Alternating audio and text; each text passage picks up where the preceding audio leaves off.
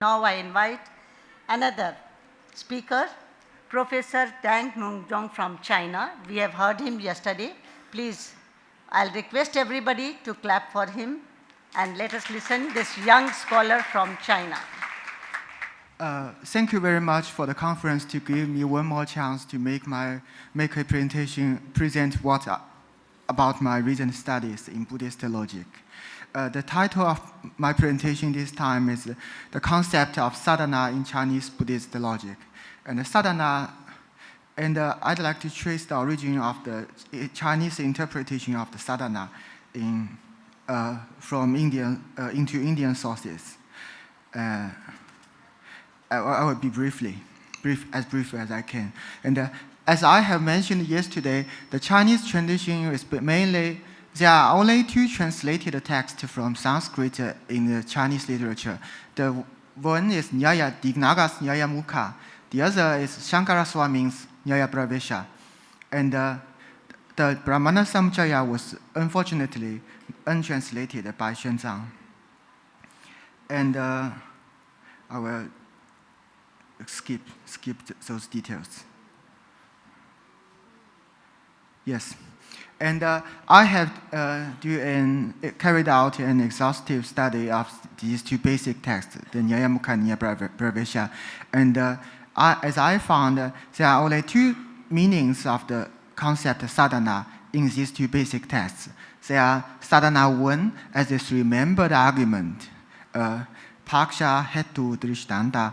And the second concept, the second meaning of sadhana means sadhana dharma, the hetu property.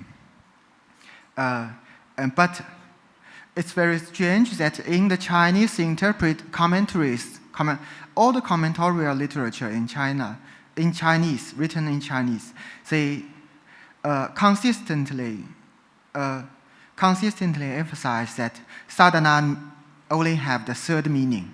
The third meaning means that sadhana means the trirubya, the three conditions, or means the reason statement together with the two example statements, means the hetu and the sadharma drishtanta and the vaidharmiya drishtanta. Sadharmiya drishtanta and the vaidharmiya drishtanta. The three statements all means the three conditions, but not sadhana as a three-membered argument, nor sadhana as reason property. So the first part of my paper is to trace the sadhana 3 into Indian literature. And as I found, in Dignaga's early thoughts, Dignaga uses, like in his Nyaya Mukha, he uses sadhana 1 and sadhana 2, but there is no sadhana 3. But in his Brahmana Samjaya, he uses sadhana 3. And difference of sadhana 3 from sadhana 1 is that he excluded paksha from sadhana. And this is very important development from Dignaga's early thought to his later thought. And so from this evidence, we can know that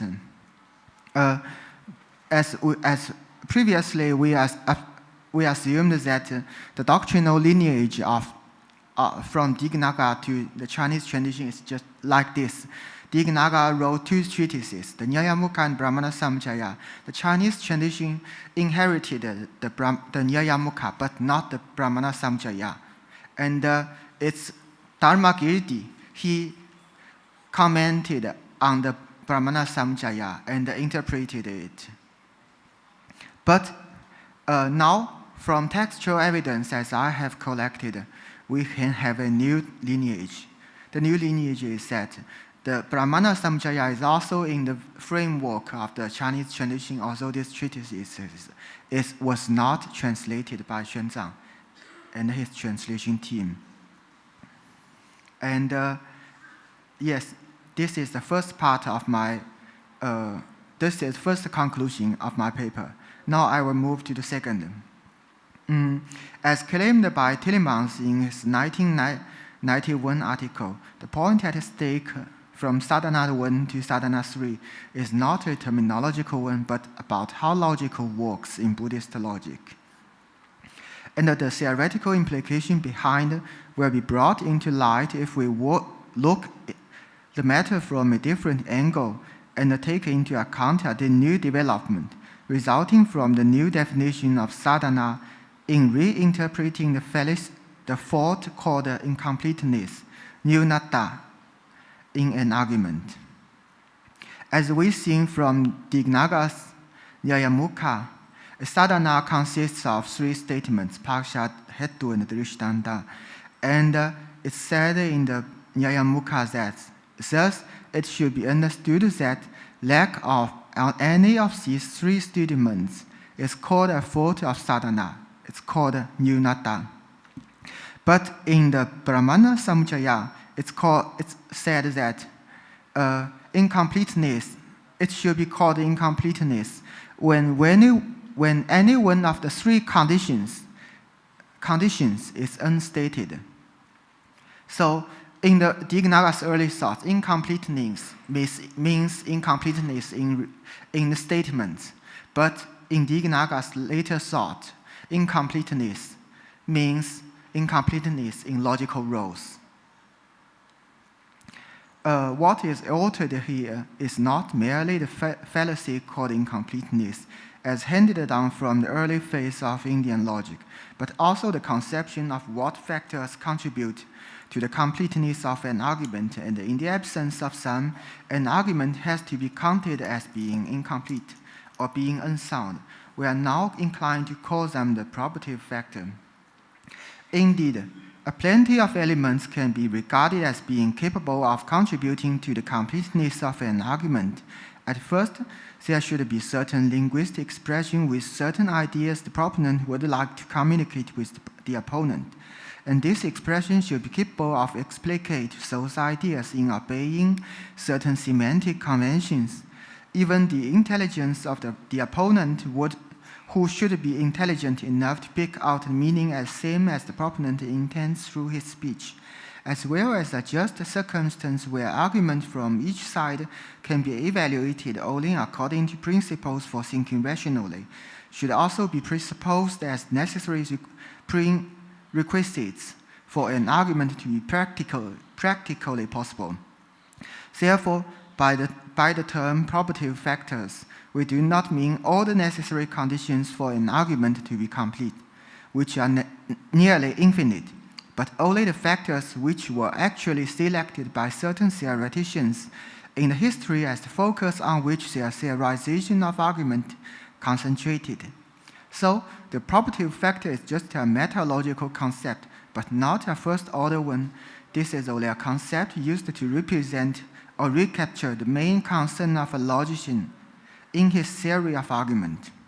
In fact, we are bound to select only a limited number of elements for reflecting on arguments in a theoretical manner, and this does not prevent us from recognizing the fact that there definitely are other elements yet theorized in our present framework or even yet unobserved. The mere illustration of probative factors, necessary conditions, contributes just as little as a good institution, a good common sense of what a sound argument looks like to a theory of argument, let alone its being a theory of logic. The key feature of a theory is that the probative factors as identified in it is at the same time considered as the criteria for discriminating in a general way a sound argument from an unsound one. Therefore, a theory of argument could possibly step on different approaches in identifying different probative factors and result in different systems of criteria for sound argument, as well as different systems of logic. Now I come to the text. It's said in our text that according to Vasubandhu and the scholars between Vasubandhu and Dignaga, incompleteness means the incompleteness in the 3 statements. In the 3 statements, as told in our text, the probative factors were identified by logicians before Dignaga with the linguistic expression comprised of the thesis, the reason, and the example. When one of these factors is lacking, the whole argument has the fault of incompleteness. Yet, an unclarified point here is that the linguistic expression itself could contribute to the completeness or soundness of an argument in 2 ways. On one hand, the linguistic expression could be probative in representing certain form of valid reasoning. On the other hand, it could be probative in that the reason statement together with the example statement in it is or is accepted to be true. As we know today, an argument could be regarded as sound if and only if all its premises are true and the form is valid. Therefore, if the identification of probative factors with linguistic expression itself does not merely represent a good intuition of what a sound argument looks like, it could possibly provide the Buddhist logicians with two different options in theorizing the completeness of an argument. We name the first option the formalistic approach, in that the logical form itself is identified as probative factor. As to the second option, to identify the truth of premises or of the reason statement with the example statements as a probative factor, to theorize this point and to let the truth of both statements be criteria for discriminating sound argument from unsound ones, we gave the name epistemic approach or dialectic approach, depending on which conception of truth was taken by the ancient logicians. I skip this page. And let's continue with text. It's said in the text that according to Bodhisattva Dignaga, incompleteness means incompleteness in the three conditions, in the incompleteness in the Trilobya. And now, the Buddhist, as a detailed account of the Trilobya formula, as interpreted in the Chinese tradition, is not in place here. We can make no decision between the epistemic approach and the dialectic approach, as which one was actually stepped on by logicians following Dignaga. However, the evidence from our text does suffice to support the view that at least the formalistic approach was not the one stepped on.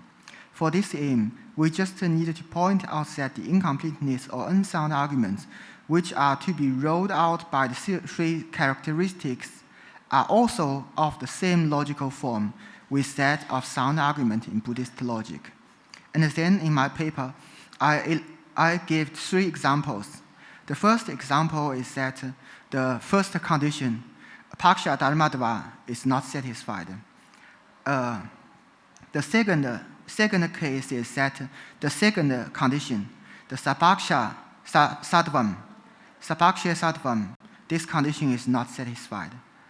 And the third condition, I gave the third case is that the third condition, the Vipaksha Asattvam, is not satisfied. And through the analysis of these three arguments, we know that in all the three cases above, a valid form of reasoning has no function for discriminating sound argument from unsound ones. They are just considered as sound on account of the lacking of this or that characteristic. The probative factors in this theory are not the logical form, but are the three characteristics, or to speak simply, the truth of the premises of an argument. Therefore, I move to my conclusion. In the development from Vasubandhu to Dignaga and his Indian and Chinese followers, and in the new interpretation of the sadhana as the triple characterization of valid reason, instead of the linguistic expression of a three-membered argument, what comes to the fore is a more and more clarified conception of what is essentially decisive in an argument.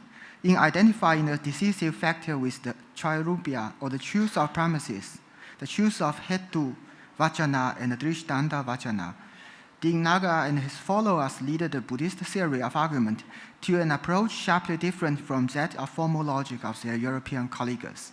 So, thank you very much. Thank you very much.